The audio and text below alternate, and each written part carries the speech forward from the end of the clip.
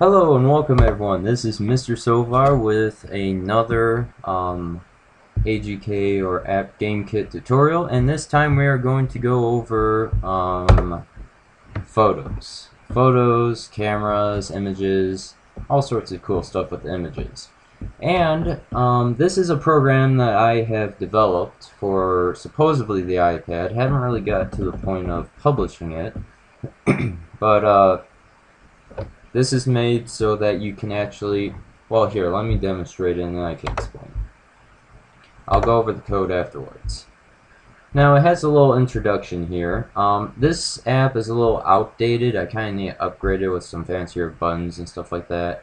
And I realized that the new update of the App Game Kit came out so I could do cool Facebook stuff. But anyways, that's for another tutorial. So we click on the start. And then we have our trash, save image, choose image, capture image, and print image. So what I'm going to do here is use the camera function. And I'm going to take a picture of myself. And yes, I could comb my hair, but whatever. And we have a little image. Now you can also choose your image, which allows you to choose whatever image file that is available. So I'm going to try this one. And there we go. So let's just say, well, we don't have any, well, at least in this version, I don't have any functions for specific size. But I also believe that you can tilt the image when you click on it by, if you were, well, by doing the arrow keys or tilting your actual device if this was an app on the iPhone or something like that. You could do that and set it. And you can also tilt the phone to move the whole entire offset of where you are at in this 2D world, which is really nice. I'll show you that command also. So let's just say we want to save our image. Well, basically right here, the file extension is actually done for you. It's a .png, I believe. You just type in the name, so let's just say example. Press enter, and then the image is saved. Now let me see if I can. Need to. Where would it be? Photo everywhere. Okay. So should be in here. No, I'm sorry. I have to go to Documents, AGK. Where is it? Sorry about this. I kind of forgot about this actually. Photo everywhere. Media, example. And if we open up example, there is our image, and it's a really cool app. But let's get back to here. And we can also print the image. You have an image size that you can put on the paper that you're printing. Let's just say 30. And then it opens up. Whoops. Okay, I did that a little fast, didn't I? It basically came up as a like the normal printing dialog. And with the printing dialog, it prints out whatever is shown here, which I think is another cool feature. Now, I think I have a little bug in here that I didn't realize. Okay, then. Let me restart that app, then. Again, this was still in development, so it's not perfect. Okay, so we looked over all four of them. How about this trash? So I always like to smile in my pictures. We can put it into the trash and it goes away. So that's a really cool feature. So how on earth do you actually do that? Well, let's first of all look at this. We have our resolution, our landscape, our resolution mode, and we have two arrays here. Yes, very, very huge arrays. I don't exactly remember on what they're used for, but I believe it's for storing data for which image is loaded in and what angle the image is at to store for. And wait a second, A and B are for sizes, I'm sorry. So we have the save image, choose image, capture image, and print image text for to put over the buttons. We set the size of the text so it's a good size to read. We set the size of each image that is produced to 128 by 128. Of course, if I were to add buttons to change the size, I could just do plus size or minus size, either one. So you set the text positions based on the buttons right here. We set the sprite to 10 and image to 10. So why would we do this? Well, you could put as many images and sprites into the actual program. We just want to set 10 images and 10 sprites for the app itself. For example, that trash can was a sprite and an image. If we just said, okay, we can create image 1, 2, 3, 4, whatever, just from capturing images or choosing images to create sprites, it would interfere and give us an error. So that's why we don't do that. Now, create dummy sprite 1 is used as a cursor. By using this as a cursor, we can actually have it intercept a certain x and y coordinates, or have it collide with a certain sprite. So therefore we could create menus, and for example the images, I clicked on the image, I can move it around. That dummy sprite was interfering with the sprite, given a collision data so that we can actually say, okay, he clicked on that image, so we can move it around. And that's basically how that works.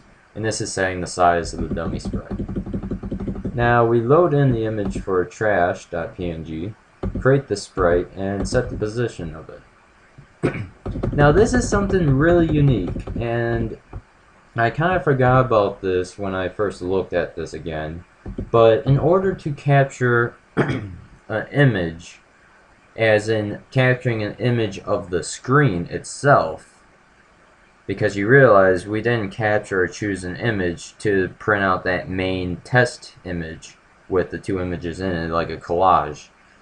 We had to have this, instead of using sync, we have to use update render, and somewhere down here,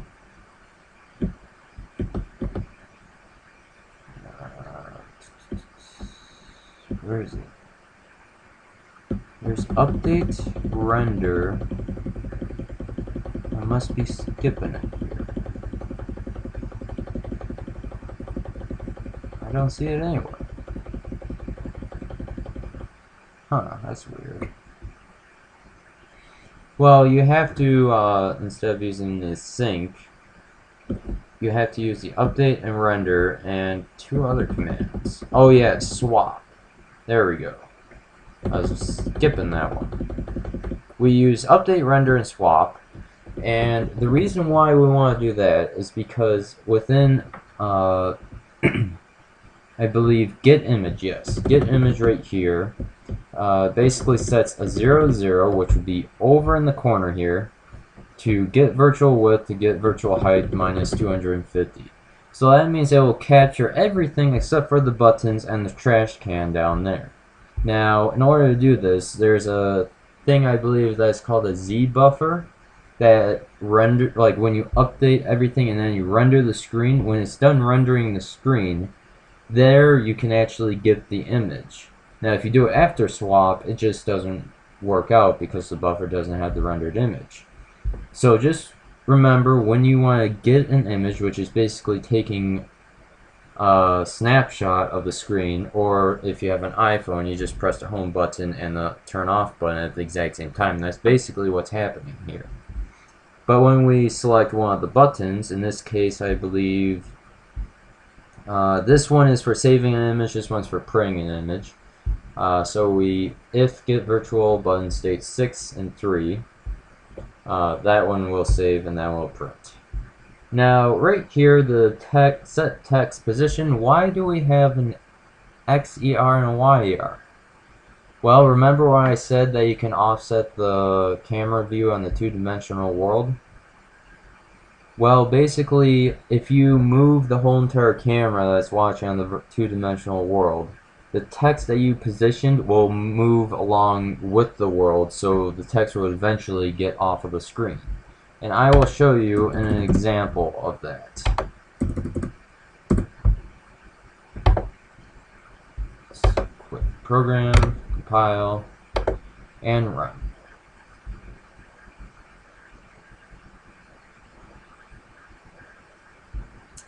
Okay, so we press start.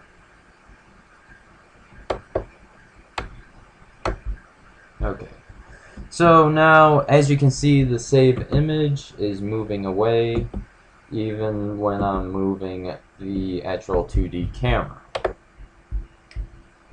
Okay, I just want to check on something. Okay,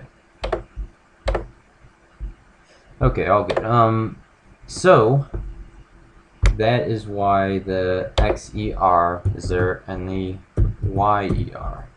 So what are the XER and like what is creating them or altering the value within it? Well, we basically have believe here we are. Basically what this is that if the selected equals 0, which is actually a variable for which image is selected. If it's 0, that means there are no images that you've selected. So if there's no images that you've selected, then you can actually move the actual 2D camera across the 2D world, or offsetting the view in this case. So we do it by get direction X and get direction Y. So if, for example, direction X is greater than 0.5, then E or XER equals XER plus 1, and same thing but for minus on this one, plus and minus for the Y. And then we have it in this command, set view offset XER YER. So let's do a little fun thing here and let's experiment with this. We'll make this one 4 times faster and this one just normal. So if we do this, we will expect the actual moving side to side to be a lot faster than moving up and down. It's basically what I'm trying to get at.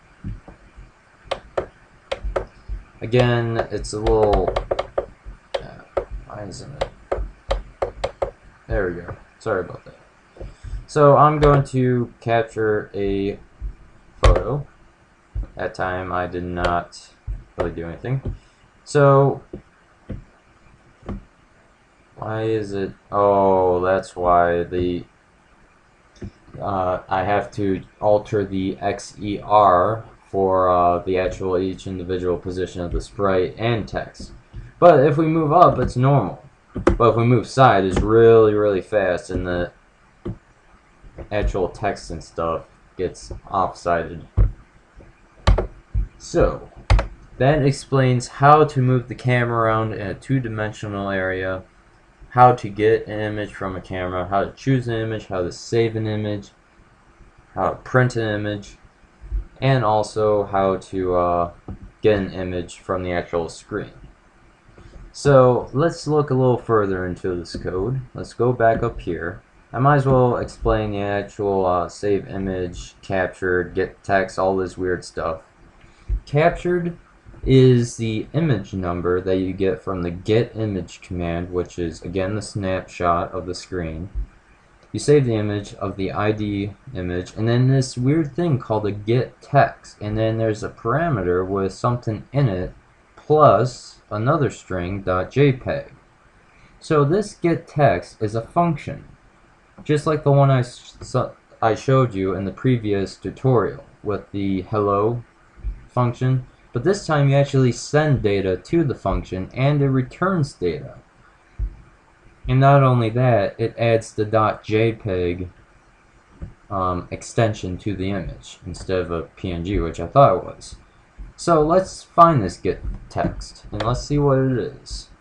Oh, here it is. The function get text. Say as a string, which is displayed within this loop as an instruction of what you have to do.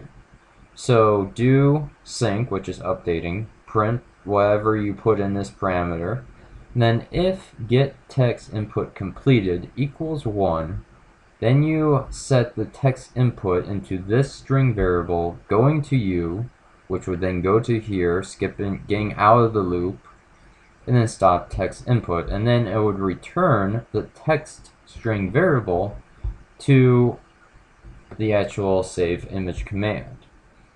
So this part, what this does is that it displays an edit box and you type in information, then you press enter. As soon as you press enter, this will equal to 1, executing this if statement, which therefore gives you the text string and then goes to you, then stops the text string input and then goes to the text, or ends the function, going back up here to give the name of the image you want to save. Now with the print image, it's a little bit different. There is no name that you need, but there is a actual image size that you want on the paper that you're praying out. So we have this command called val. It basically converts any string that are numbers into an actual number instead of a string. And I believe it does the same thing for letters, but it's a little different. But it's really nice how this works. So if you have a string that is 32, use the val command to convert it to an integer 32. So you can use it for math and stuff like that. And that's where this get text, which sends a string to the val number, outputting an integer.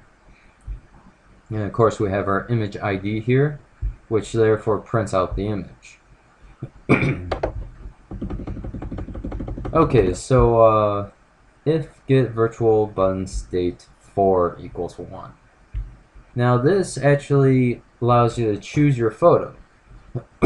So we have an image equals get photo chosen. This again is another user defined function, and you can actually, it calls up the screen for choosing photos and gives you the image ID, which therefore adds 1 to a sprite variable, so you don't overlap the exact same sprite ID, which you can actually create a sprite from the sprite variable and the image variable. Now, if you don't really understand the sprite variable too much, let's think of it this way.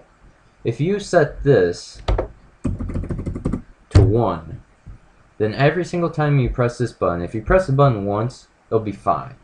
But if you press it again, it says, whoops, you already created sprite number 1. We can't do this, so your app crashes, and then Apple or Android won't accept your thing. So that's why we have a variable representing it. So every single time it goes through this if statement, if you press the button, it'll be a different sprite number each time because it's adding one variable to the sprite or one number by the sprite variable, therefore changing this or creating a different sprite each time, ID wise. And then it sets the position of the sprite based on where you have pointed on the screen, X and Y value wise, or with the mouse. Now this one is literally the exact same, but this is for using the camera. Okay, so let's go down and let's find these functions. So here is get photo chosen. This function uses a command called show choose image screen. Goes through a loop. You use the sync for an update, and then if is choosing image command equals 0, meaning that if you are done with choosing your image, then it gives you the image ID from get chosen image, goes to O, which skips all this, going to here, then ending the function returning the image ID. Literally the exact same thing over, well, not literally, almost the exact same thing over here, but you are using capture screen. And you can see is capturing image and get captured image.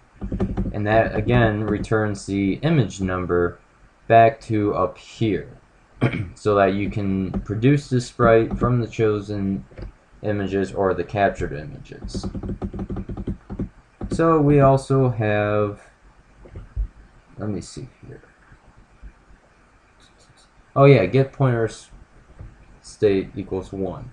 So this basically positions the dummy sprite that you created to the x and y coordinates of where you press on the screen. So therefore, when that dummy sprite collides with another image or sprite, it will actually say, okay, you clicked on me. You can move me around, you can turn me based on how you tilt your device, stuff like that. So, if sprite exists, selected, which is the image that you selected on the screen that you produced either from capturing or choosing the actual image from your computer device. Then set the position selected to the x coordinate and y coordinate of where your finger is on the screen. So that's how the image follows you around as you hold down and you can move the image around. So if getSprite exists, oh wait, I'm sorry, I already did that one. So the exact same one here. The reason why you need to have the getSprite exist because you can just throw the image into the trash and it deletes it. So what happens if the code wants a sprite that doesn't exist? Well, it kind of goes into an error, so we have this safety precaution, getSprite exists. So basically you can set the angle of the selected image ID number from the get direction x times 100, which again this is used by the accelerometer. We also have get direction y if it's greater than 0.5 or if it's less than negative 0.5, and it kind of saves the actual wait. Oh, okay. This one is for, I believe, for size, but I don't think it actually works within the code too well. Okay. Well, I could have screwed that one up. I'm sorry about that. But anyways, if the actual, if you're not clicking on the screen, it sets the dummy sprite to a weird position so it doesn't interfere with anything. And here is how the selected variable works. It goes through a, in this case, it doesn't go through a loop, but it sets a variable h going to 1, 2, 3, 4, all the way until it hits above the sprite variable, which again we have up here with the sprite equals sprite plus 1. That is the maximum amount of sprites or images on the screen. Now if it went above this number, or this variable number, and did not have a safety net where if it went over it and then set it to 10, then it would occur an error saying, oh, you don't have a sprite that exists like this. So that's why we have if h is greater than sprite, then h equals 10, which is the beginning default sprite number for loading in sprites from the camera or choosing it from the computer.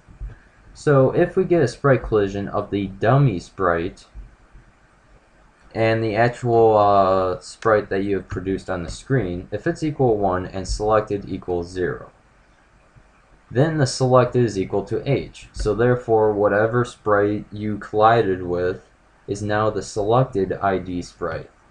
So therefore, that's how you select an image, by having a dummy sprite collide with another image, or in this case a sprite. And of course, if you take your finger off of the screen, the selected automatically is 0.